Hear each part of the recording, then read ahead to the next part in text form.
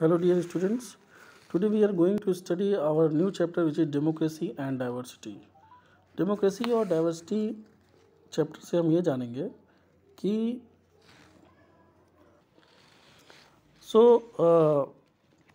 Democracy and diversity में हम ये जानेंगे कि किस तरह से डेमोक्रेटिक चीज़ें होती हैं, है ना। और इसको हम शुरुआत करते हैं मैक्सिको ओलंपिक से लेकर के एक केस लेते हैं। मैक्सिको ओलंपिक का सेरेमनी होता है जहाँ पे मेडल सेरेमनी में 200 मीटर रेस 1968 में ओलंपिक हेल्ड मैक्सिको सिटी में, है ना। वहाँ पे होता क्या है कि दो आदमी standing with clenched fist upraised and heads bowed, उनके जो मतलब जो हाथ रहते हैं वो मतलब चेहरा जो रहता है वो कैसा रहता है, डाउन रहता है। और आप देखेंगे तो उनके हैंड्स जो है अपवर्ड्स हैं। आप इस फोटो में देख सकते हैं जो फर्स्ट और रैंकर है और उसके पीछे वाला ब्लैक वाला हेड्स बोर्ड है ना।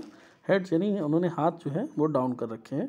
While the American national anthem was played, जब ऐसा क्यों हुआ, जब अमेरिकन नेशनल एंथम क्या हो रहा था, बज रहा था। लेकिन यूएस एथलीट जो था उसने ऐसा कुछ नहीं किया था, उसने अटेंशन की मुद्रा में वो था और बाकी दोनों ने ऐसा नहीं कर रखा था। टॉमी स्मिथ गोल्ड मेडल पाए थे, जॉन कार्लोस ब्रॉन्ज पाए थे। दे आर अफ्रीकन अमेरिकन्स, वो अफ्रीकन अमेरिकन्स थे जो अमेरिका में रह रहे थे, बट उनका मूल ओरिजिन कहाँ का था, अफ्रीका का था। अफ्रीकन अमेरिकन्स उन्हीं को ब्लैक अमेरिकन्स कहा जाता है। अमेरिका में जैसे इंडिया में क्या है, जैसे एक तरीके से शूद्र वर्ड इस्तेमाल किया जाता है ना। छोटे जाति को शूद्र बोला जाता है, तो वैसे ही वहाँ पे ब्लैक अमेरिकन्स मतलब छुआछूत करने के लिए अमेरिकन्स में ब्लैक और वाइट अमेरिकन्स चलता है। तो अफ्रीकन अमेरिकन्स या उनको ब्लैक अमेरिकन्स बोला जाता है क्योंकि कलर में वो ब्लैक होते हैं। Term use to refer mainly to descendants of Africa who were brought into America as slaves, जो 17वीं शताब्दी में अमेरिका में गुलाम बना के लाए गए थे यहाँ के काम को करने के लिए। स्टोरी हम और आगे बढ़ाते हैं। They receive the medal wearing black socks and no shoes to represent black poverty. आप यहाँ फोटो में जब देखेंगे तो उन्होंने कोई भी, यहाँ देखिए, ये देखिए ब्लैक सॉक्स पहन रखा है, ये देखिए मैं हाईलाइट कर रहा हूँ, ब्लैक सॉक्स दोनों ने पहन रखा है और कोई भी शूज़ नहीं पहन रखा है। वाई, इससे कि वो क्या दिखा सकें, पॉवर्टी दिखा सकें कि हम कितने पुअर हैं, हमारी पॉवर्टी, हम पॉवर्टी रीजन को बिलोंग करते हैं, ब्लैक पॉवर्टी वो बता सके। द ब्लैक ग्लव्स, जो ब्लैक ग्लव्स थे, एंड रेज क्लेंचेज फिस्ट, और जो उन्होंने हाथ जो उन्होंने उठा रखा है, उनका एक और भी कहना है कि उनके जो ग्लव्स थे वो ब्लैक ग्लव्स थे, है ना। तो ब्लैक ग्लव्स भी कहीं ना कहीं ब्लैक चीज़ किसका प्रतीक होता है, ब्लैक चीज़ प्रतीक होता है किसका, विरोध का।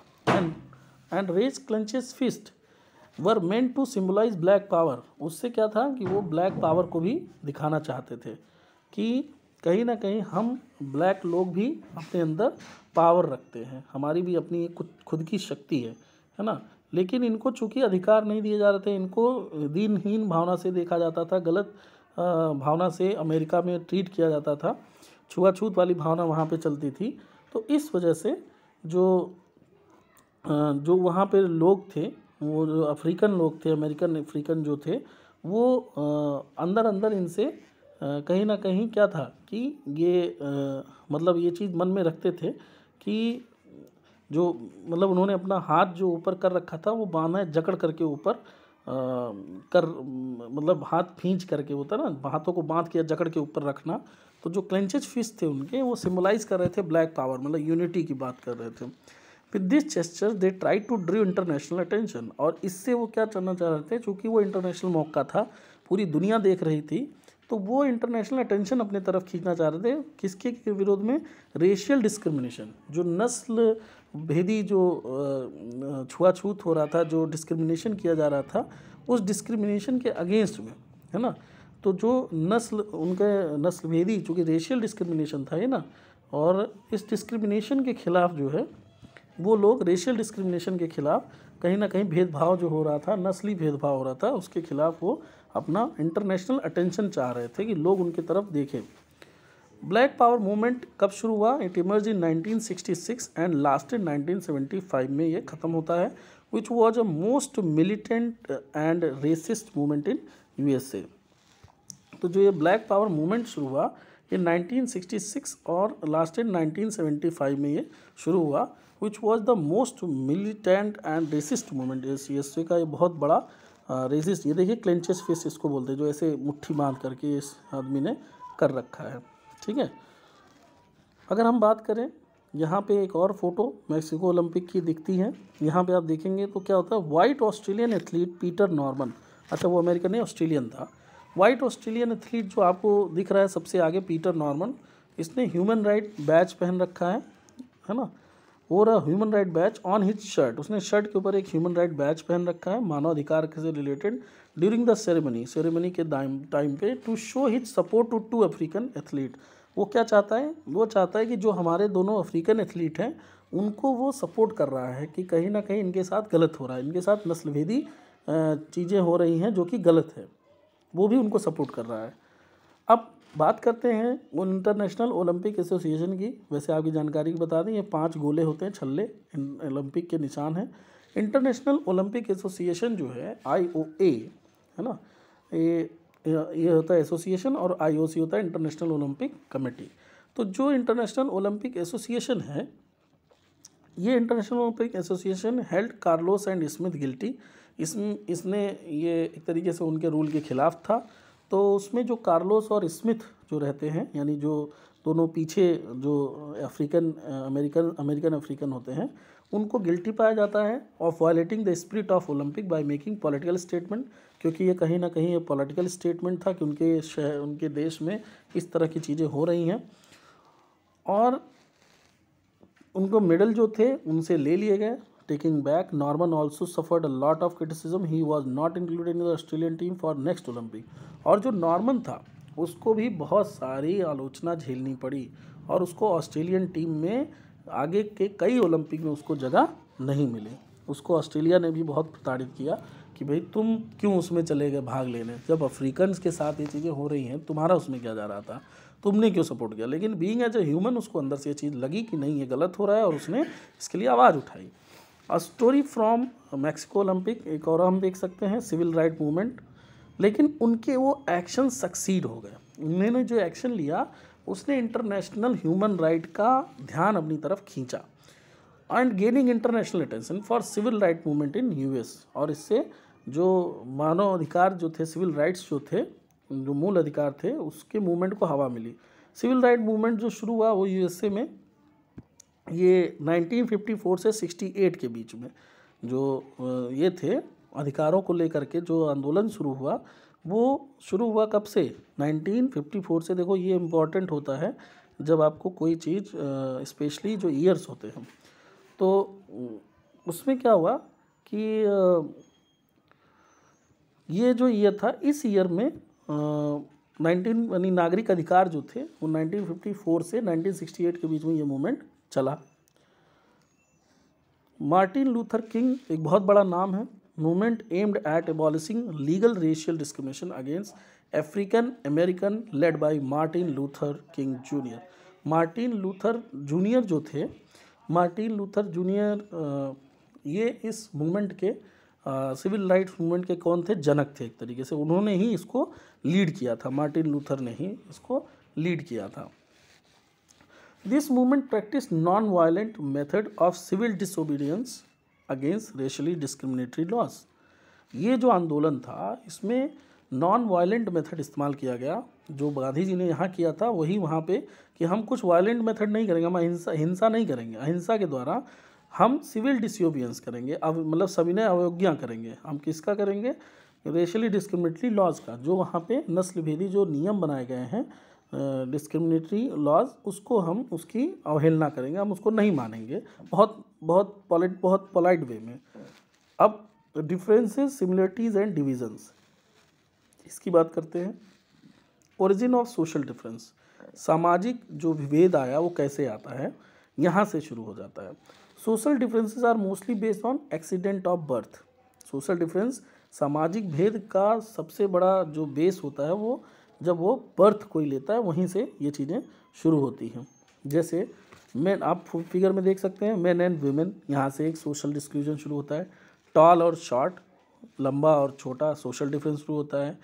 कोई पैर से विकलांग है, कोई हाथ से विकलांग है, कोई बूढ़ा है, कोई है ना प्रेग्नेंट वुमेन है, ये सब भी आपस में सोशल डिफरेंसेस के अलग अलग तरीके होते हैं जिससे हम किसी को सामाजिक तौर पे अलग अलग मापदंड हैं उसके जानने के।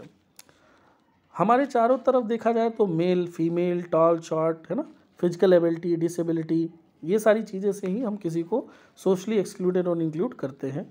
जैसे कि श्रीलंका और बेल्जियम का अगर हम एग्जांपल देखें तो some based on the choices, कुछ हमारे चॉइसेस पे भी बेस होते हैं कुछ differences. Some people don't believe in god और एनी रिलीजन, कुछ लोग ऐसे हैं जो गॉड में विश्वास नहीं करते हैं। हिंदी में बात करें तो जो भगवान पे विश्वास नहीं करते उनको क्या बोलते हैं, आप लोग को पढ़ाया गया होगा कि ऐसे व्यक्ति जो भगवान पे विश्वास ना करें उनको एक शब्द में नास्तिक वर्ड इस्तेमाल किया जाता है, नास्तिक है वो, और जो विश्वास करे उसको आस्तिक बोला जाता है। तो ऐसे भी लोग हैं। Some people choose to follow a religion, कुछ लोग हैं जो एक धर्म को स्वीकार करते हैं और उसी के क्रियाकलापों को ध्यान में रखते अपनी ज़िंदगी निर्वाहित करते हैं। Other than one is which they were born, जो कि कई ऐसे लोग हैं कि कई लोग पैदा होते हैं जिस धर्म में उससे अलग धर्म अपना लेते हैं, उनको दूसरा धर्म अच्छा लगने लगता है। तो हम most of us choose what to study which occupation to take up, हम लोग चूज़ करते हैं कि हमको क्या पढ़ना है, कौन सा ऑक्यूपेशन भविष्य में लेना है। All these lead to the formation of social group that are based on our choices. तो इन सब से एक सोशल ग्रुप का क्या होता है, निर्माण होता है, जो कि हमारे कहीं ना कहीं चॉइसेस से ही बनता है। जैसा कि आप इसमें देख सकते हैं सभी धर्म हैं यहाँ पे, है ना, सभी धर्मों के लोग हैं। Every social difference do not lead to social division. अब सोशल डिफरेंस यहाँ पे बहुत इंपॉर्टेंट बात है जानने के लिए, सोशल डिफरेंस और सोशल डिवीज़न दोनों में अंतर है। सोशल डिफरेंस होना और सोशल डिवीज़न होना, इसमें कोई ज़रूरी नहीं कि हर सोशल डिफरेंस की चीज़ सोशल उसको लेके चली जाएगी डिवीज़न की तरफ। People belonging to the different social groups, लोग जो अलग अलग सोशल ग्रुप को बिलोंग करते हैं, share differences and similarities cutting across the boundaries. वो अपनी, भले वो डिफरेंट सोशल ग्रुप से हैं लेकिन वो अपने डिफरेंसेस और सिमिलरिटीज़ को भी एक दूसरे से शेयर करते हैं। कार्लोस और स्मिथ, ये दो नाम बड़े ज़रूरी हैं जानना। They were similar in one way, both are African American, दोनों क्या हैं, इनको निग्रोज भी अफ्रीकन अमेरिकन इनको कहा जाता है। But what about Norman who was white, Carlos और स्मिथ तो चलो ठीक है, लेकिन नॉर्मन क्या था, नॉर्मन तो वाइट था, नॉर्मन तो कहीं से भी इनके जैसा सोशली एक जैसे नहीं थे।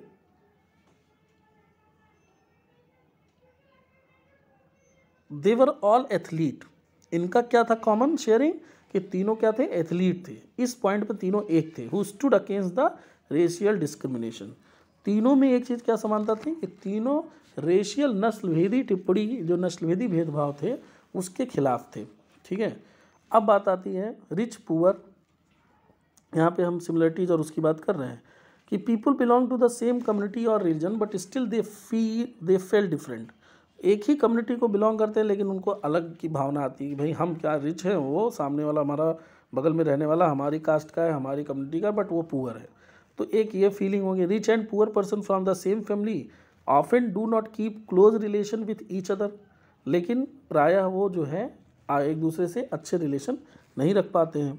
Social division takes when some social difference overlap, social division तब आता है जब सोशल डिफरेंसेस, सामाजिक विभेद तब आता है जब सामाजिक अंतर जो है वो एक दूसरे के ओवरलैप हो जाए with each other differences. Social division occur when one kind of social difference become more important than the other and people start feeling that they belong to different communities. Social division की feeling तब, social division तब होता है जब कोई भी एक social difference, आपस का सामाजिक जो अंतर है वो ज़्यादा इम्पॉर्टेंट हो जाए मोर देन द अदर, दूसरे वाले से। People start feeling that they belong to different communities, और उनको लगने लगता है कि वो किसी दूसरी कम्युनिटी को बिलोंग करते हैं। The differences between blacks and whites in US because of the blacks were poor and homeless and discriminated. जो डिफरेंस आया ब्लैक और वाइट में, उस क्यों आया, क्योंकि ब्लैक वर पुअर, जो काले लोग थे वो गरीब भी थे, एंड होमलेस, और उनके पास घर नहीं होते थे अक्सर, और डिस्क्रिमिनेटेड, और उनके साथ भेदभाव किया जाता था, ये डिफरेंस आया। In our country Dalit tend to be poor, Dalit को भी क्या कहा जाता है, पुअर कहा जाता है, and landless, so they face discrimination and injustice. Overlapping social difference यहाँ पे हो रहा है।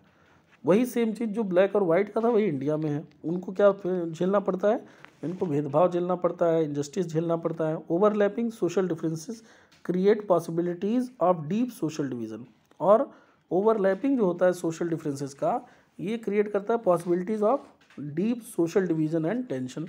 इससे धीरे धीरे एक गहरी खाई बनती चली जाती है। It's mean that the group that share common interest on one issue is likely to be different sides on different issues. इससे पता चलता है कि ऐसे समूह जो कॉमन इंटरेस्ट शो करते हैं किसी एक मुद्दे पे, हो सकता है कि उनके अलग अलग व्यू हो दूसरे मुद्दे पे।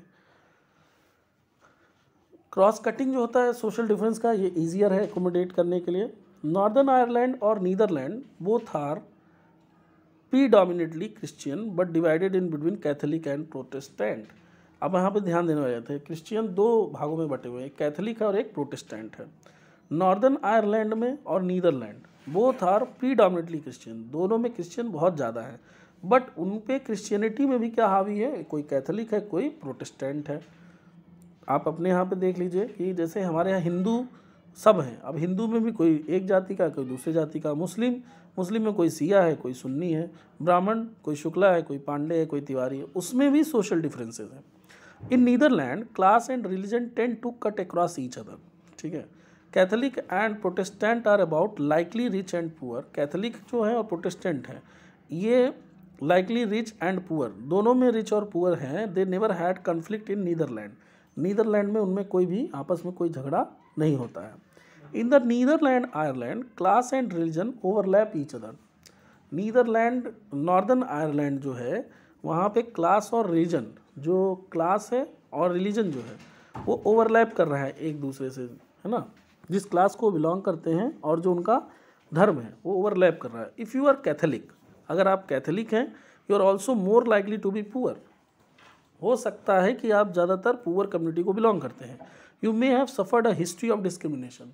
अगर आप कैथोलिक है इसका मतलब आपकी हिस्ट्री में आपने ज़्यादा सफ़र कर रखा, आपकी हिस्ट्री छुआछूत भेदभाव वाले आपके दादा परदादा रहे होंगे अगर आप कैथोलिक हैं। The result of Catholic and Protestant have had conflict in northern Ireland. और इस रिजल्ट की वजह से कैथोलिक और Protestant have had conflict in northern Ireland. तो नॉर्दर्न आयरलैंड में यहाँ पे क्या है, नीदरलैंड में कोई झगड़ा नहीं है लेकिन नॉर्दर्न आयरलैंड में इसमें झगड़े होते हैं इनके बीच में। Social division, do the social division in a country depend upon its size. क्या उस कंट्री के में जो सोशली लोग रहते हैं उनके साइज़ पे उनका डिवीज़न डिपेंड करता है। Social division one kind or other exist in most of the countries. हर देश में सोशल डिवीज़न कहीं ना कहीं एग्जिस्ट करता है। India, it is a vast country with many communities. India एक बहुत बड़ी कंट्री है, यहाँ पे बहुत सारे कम्युनिटी के लोग रहते हैं। बेल्जियम एक बहुत छोटी सी कंट्री है विथ मेनी कम्युनिटीज़, वहाँ पे भी बहुत सारे कम्युनिटी के लोग रहते हैं। In some country migrant bring their own culture and tend from a different society. कुछ देशों में migrate bring their own culture, जो लोग आके वहाँ बसते हैं वो अपनी खुद की कल्चर संस्कृति सभ्यता को लेके आते हैं। And tend from a different society, और दूसरी जो समाज है उसको उससे वो अपने आप को मतलब उस सोसाइटी के कल्चर को धीरे धीरे धारण कर लेते हैं। In this sense most country of the world are multi cultural. इस हिसाब से अगर देखा जाए तो बहुत सारे वर्ल्ड की कंट्रीज़ जो है मल्टी कल्चरल है। पॉलिटिकल एंड सोशल डिवीज़न की बात करें, the combination of a politics and social division is very dangerous and explosive.